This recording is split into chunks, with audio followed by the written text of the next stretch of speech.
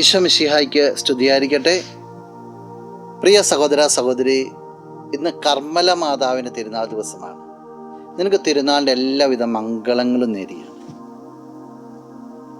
ഉത്തിരിയ ഭക്തിയൊക്കെ നമ്മുടെ കേരളത്തിൽ ധാരാളമുണ്ടല്ലോ. ഉത്തിരിയം ധരിക്കുമ്പോൾ ഒത്തിരി സംരക്ഷണവും മാതാവിൻ്റെ പ്രത്യേകമായിട്ടുള്ള ഇടപെടലും നമ്മുടെ ജീവിതത്തിലുണ്ടാകും. ഇന്ന് നിന്റെ ഉത്തിരിയ ഭക്തിയെ ഒന്ന് വിലയിരുത്താം. വിശുദ്ധ മത്തായി അറിയിച്ച സുവിശേഷം 11-ാം അധ്യായം 29-ാം തിരുവചനം. ഞാൻ നിങ്ങളെ ആശ്വസിപ്പിക്കാം, ഞാൻ ശാന്തശീലനും വിനീത ഹൃദയനുമാകിയാൽ എൻ്റെ മുഖം വഹിക്കുകയും എന്നിൽ നിന്ന് പഠിക്കുകയും ചെയ്യുവിൻ, അപ്പോൾ നിങ്ങൾക്ക് ആശ്വാസം ലഭിക്കും.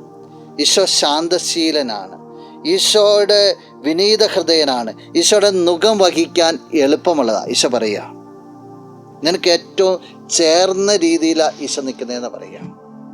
എന്നിട്ട് ആ ഈശോയിൽ നിന്ന് പഠിക്കാനാണ് പറയുക. ആ ഈശോ നിന്ന് പഠിച്ചു കഴിഞ്ഞാൽ നിനക്ക് ഈശോനെ പോലെ ആകാം. ഈശോ നിന്നെ ആശ്വസിപ്പിക്കും, നിന്നെ തള്ളിക്കളയത്തില്ല. പക്ഷെ നിനക്കൊരു കാര്യം ചെയ്യാനായിട്ടുണ്ട്. നീ ഈശോനെ പോലെയാണോ? ശ്രദ്ധിച്ച് പഠിക്കണം.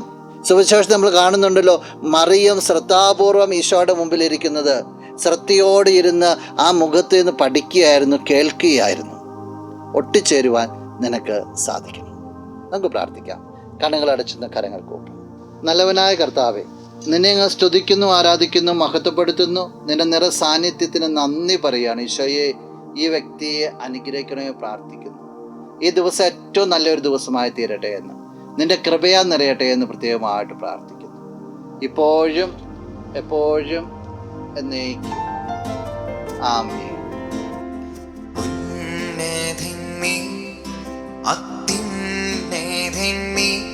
അങ്ങേപ്പോലൊരു ദൈവമില്ല,